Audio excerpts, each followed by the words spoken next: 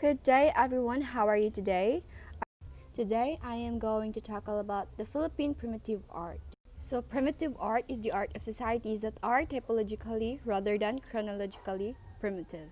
The Philippines as a colony of Spain, US and Japan saw the decline and destruction of its ancient customs and tradition because of the strong influence of the conquering nation, which way of violence and intimidations bent the people to their will and thus in effect leave a country hungry for its own identity. Primitive art is the art of societies that are typologically rather than chronologically primitive.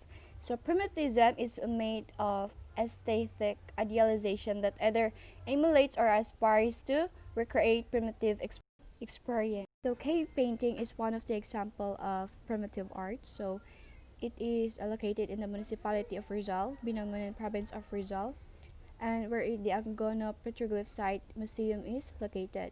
So it is generally considered to have a symbolic or religious functions and sometimes both. It was accidentally discovered by national artist named Carlos Botong Francisco with a troop of Boy Scouts during a field trip in 1965. So this is the example of cave paintings. So when you say cave paintings, it is a type of a parietal art found in the wall or ceiling of caves. The Angono petroglyphs were dated back to circulate Neolithics. Some other sites of petroglyphs were those found in Alab Mountain province, carved on boulders on top of cliffs. Petroglyph is an image created by removing part a rock surface by incising, picking, carving as a form of rock. It is more often rare in Southeast Asia, where most restrained art is done through handprints or paint.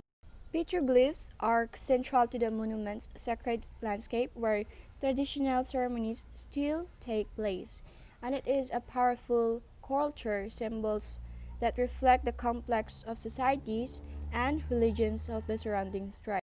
There are some sites of petroglyphs were found in Alab Mountain province, curved boulders and top of cliffs. So there were two kinds of petrographs, and these are charcoal drawings on cave walls in Piña Blanca, Cagayan province, and red hematite prints in Anda Peninsula.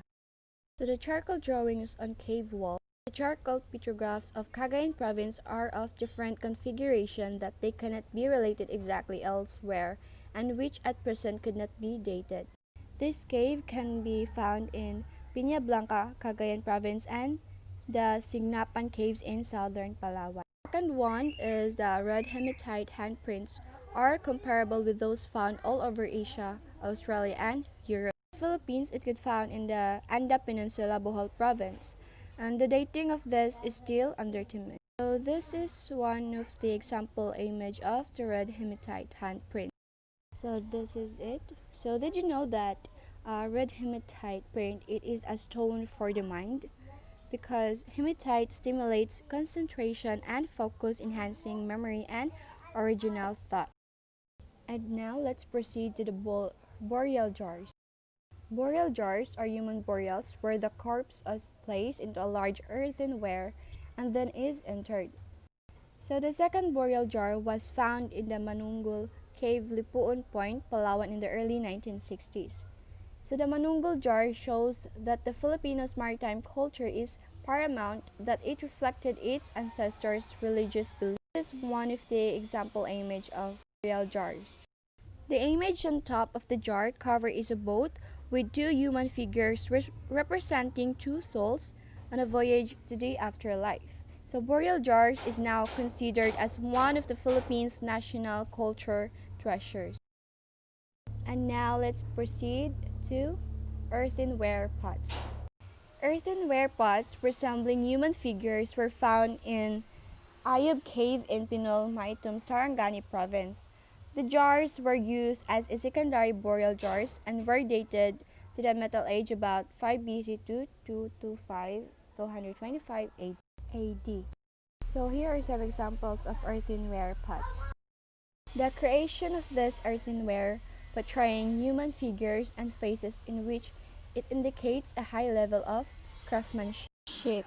So The earthenware pots came from a clay that has gone through a unique process. It is used in making of terracotta pots, roofing tiles, and other low fireware.